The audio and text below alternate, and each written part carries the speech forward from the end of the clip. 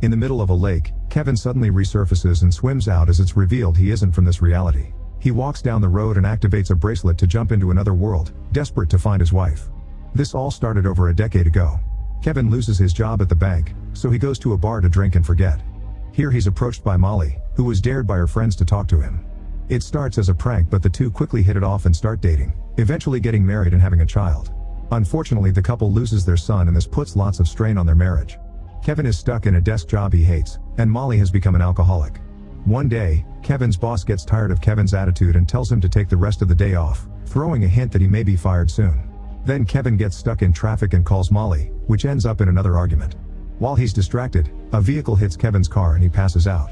Moments later, Kevin wakes up and sees people running around the car on fire while a strange man checks on him, only to pass out again.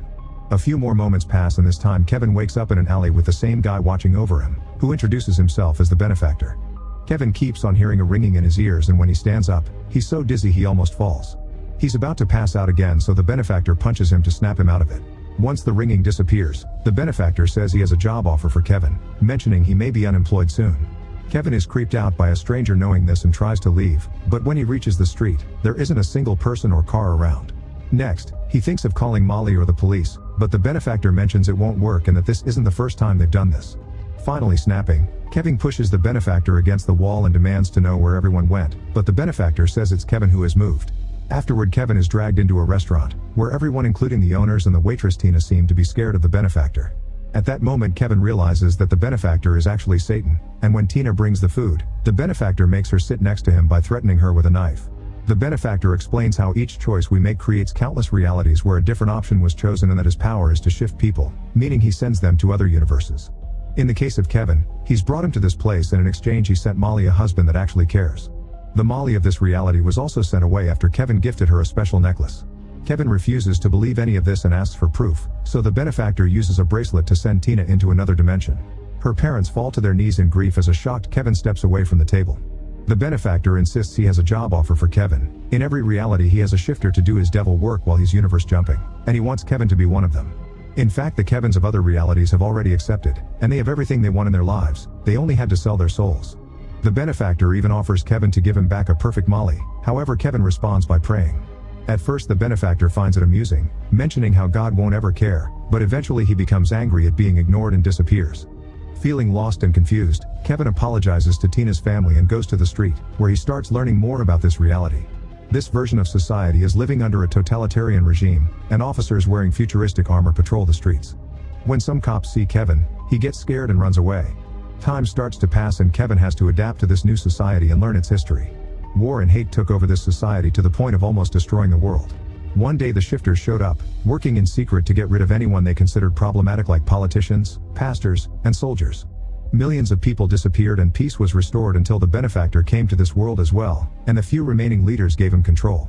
Now this world has no hope and no faith, also religion is illegal. It's been 5 years since Kevin was brought here.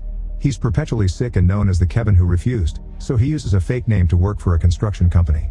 His only friend is Gabriel, who knows the truth about him. Kevin writes any Bible passages he can remember on a typewriter and distributes them through Gabriel in secret as a way to rebel against the no-praying law. In his free time, Kevin likes to help as many people as possible, wanting to make a better place out of this depressing city.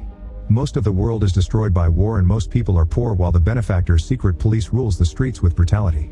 By wandering around the city being kind, Kevin gets to see the little beautiful moments that remind him of Molly and keep up his faith in God. Unfortunately, sometimes those memories transform into nightmares that show him losing Molly and his son over and over. Kevin also likes to visit the theater to experience something called Vika viewing, which is a live feed showing the viewer alternate realities. The owner of the theater is Russo, who has been looking for his lost cat for 4 years. There's a chair in front of the screen, and Kevin sits with a remote control that allows them to change the reality he's seeing. His goal is to find where the benefactor has sent Molly. Most of the time he only gets to see how brutal other realities also are, but one afternoon, Kevin gets emotional when he finally sees Molly again. In that world, she's a single mother working as a nurse. Crying, Kevin tries to touch the screen, but the recording goes off so he has to step back and respect the boundaries. Soon his time is over and he rushes to Russo to ask for more, but his schedule is fully booked so Russo tells him to come back in a few days. On his way back home, Kevin sees lots of people protesting at the bridge because the cops won't allow anyone to cross into the south end. It turns out that the area has been scheduled for demolition, meaning many citizens will lose their homes. Suddenly a man jumps over the barrier and past the cops to reach the middle of the bridge where he suddenly disappears, meaning he was a shifter. The crowd begins panicking and pushing back against the cops, causing the officers to throw gas bombs and open fire to get them all to leave. As everyone runs away, Kevin is cornered by a cop who almost shoots him, but Gabriel drags him away just in time. The duo hides inside an old factory and Gabriel tells Kevin that God has abandoned them. Afterward, Kevin goes to the grocery store and while waiting in line, he sees a kid walk away from his mother. He immediately goes after him, but when he walks around the shelves the kid is gone, which triggers awful memories of the time he and Molly lost their son in the supermarket. Thankfully the boy appears again next to his mother, but Kevin can't help scolding the mother for not noticing the kid was gone. Everyone in the store looks at him as if he was crazy, so Kevin panics and runs away. As he runs through the streets, Kevin thinks again about the time he lost his son. He and Molly turned around for 2 seconds to say hello to some friends, and that was enough for their kid to disappear.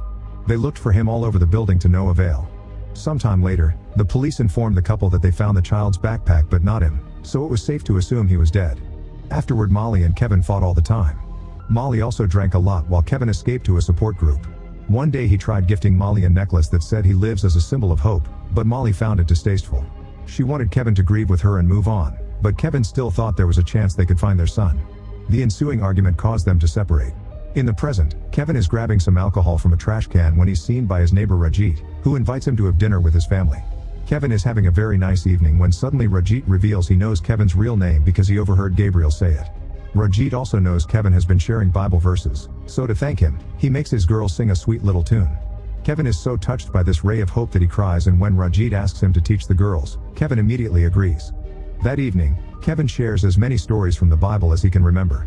After he's done, Rajit notices Kevin has a tattoo, and Kevin explains it represents an empty tomb. It happens to match the design of Molly's necklace. At that moment a siren begins echoing through the city and people on the streets run to hide. Kevin and Rajit's family check the TV to watch an emergency broadcast announcing that the benefactor has returned. The mayor reminds the citizens that if the benefactor needs them for anything, they need to cooperate or the punishment will be death.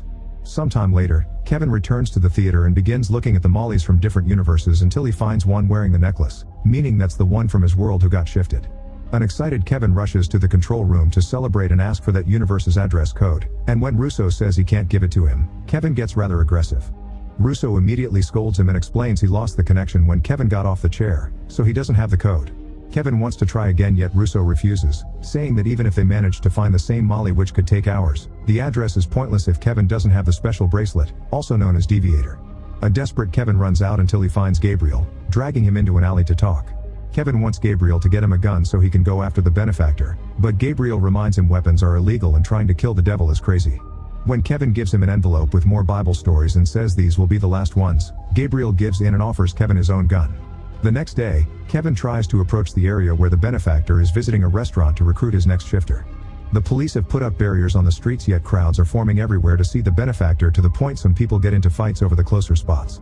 While the cops are busy dealing with those fights, Kevin sneaks around and runs into the restaurant to catch the benefactor. However, to his shock, he enters his motel room instead. Confused, Kevin steps outside and sees the front of the restaurant again, where the benefactor is dining with another version of him, meaning the door is a teleporting trap. At that moment the police open fire on him and hurt Kevin's arm, so he rushes back in to hide.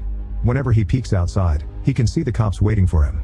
Furious, Kevin drops the gun and starts destroying all the things in his room as he calls out God for testing him so much. When he falls to his knees to pray, the benefactor appears in the room and takes the gun before making Gabriel appear in the room too. Gabriel immediately denies knowing Kevin, so an amused benefactor makes the gun disappear and orders Gabriel to clean up the room. Then the benefactor gives a speech about how God doesn't care and offers Kevin the job again. Kevin replies by asking about his son, so the benefactor tells him to leave the room so Kevin can learn he isn't a good person. Kevin immediately rushes outside and finds the cops looking for him. Rajit tries to cover for him, only for the police to quickly shoot him down. Then the cops come after him, so Kevin runs back into the room and hides behind the bed. Gabriel doesn't move fast enough, and when the officers open fire from outside, Gabriel also gets killed. When his body falls, Kevin sees a deviator on his wrist, meaning he was a shifter all along. Kevin carefully sneaks around the bed and steals the deviator, pressing some random buttons to be teleported out of there. He appears in the middle of a desert and notices that the deviator isn't working very well, so he hits it until he jumps into another universe and lands in the middle of the lake. After swimming out, he activates the deviator again and appears inside a random room where he finds some supplies to take care of his wound. When he looks around, he discovers he's in an insane asylum and that the Tina of his world is there. The benefactor sent her to a reality where she doesn't exist, so she's seen as insane and kept with other crazy people. Kevin tries to follow her and finds another Gabriel, who begins chasing after him with open fire. Multiple Gabriels appear in the corridors thanks to his shifter abilities, but Kevin manages to lose them all by hiding in a room. Afterward, Kevin sneaks around and waits for Tina to be alone to approach her. At first she only speaks gibberish, but when she finally recognizes him, she freaks out and asks about her family, begging to be taken back. The guards immediately hold her down only to suddenly be shot by two Gabriels, who turn toward Kevin next. Fortunately, Kevin manages to activate the deviator and disappears. This time he appears in a reality with a Kevin who did accept the benefactor's job and is living with luxury and any woman he wants. Main Kevin tries sneaking around, but other Kevin finds him and points a gun at him, shooting at the ceiling to make him talk. As the women run away in fear, Main Kevin reveals his face and his deviator, so a furious other Kevin opens fire to try to take it from him. At that moment, Main Kevin manages to travel back to the depressing world and discovers the police has taken over the area. Luckily, Rajit is still alive, and before the ambulance takes him away, he gives his wife a drawing matching Kevin's tattoo plus the word hope. At that moment, a woman sees Kevin and alerts the cops, who immediately begin chasing him. Kevin runs as fast as he can and makes it to the theater, where he immediately grabs the remote to start looking for Molly. By some miracle, he finds his Molly on the first try, and Russo tells him the address code while the cops burst into the building. Using the deviator, Kevin disappears just in time. In another reality, Kevin finds his Molly, who doesn't want anything to do with him. Kevin tries to say he never gave up on them and that he's changed, but it's not enough for Molly, who has already moved on and only keeps the necklace as a memento. Suddenly someone drags Kevin away by the shoulder. It's the benefactor, who brings Kevin back to the theater. Another Gabriel shoots his deviator and the benefactor brings over Tina before admitting he did shift Kevin's son, causing a furious Kevin to try to attack him. The cops immediately hold him down and the benefactor makes a final offer. Kevin must choose between going back to Molly for good or sending Tina back to her family. As Kevin hesitates, Russo is shocked to finally find his cat again, which is the sign of hope Kevin has been waiting for from God. He chooses to send Tina back to her family, and as she reunites with her loved ones, the benefactor takes Gabriel's gun to try to shoot Kevin. At that moment, a miracle blesses Kevin for his choice and sends him to the reality where Molly is a single mother and nurse. Since he's been healed up and his ring is missing, Kevin approaches this Molly in the bar like the other her did to him the first time, and they immediately hit it off. They soon start dating and Kevin starts a new life here, saying it's not his world but it is his home. Eventually he marries this Molly and he becomes a father to her daughter. They also have a child of their own. Kevin is so happy with this new family that he believes God rewarded him with the double of what he lost. Make sure to subscribe and turn on notifications so you can watch more videos like this. Thanks for watching.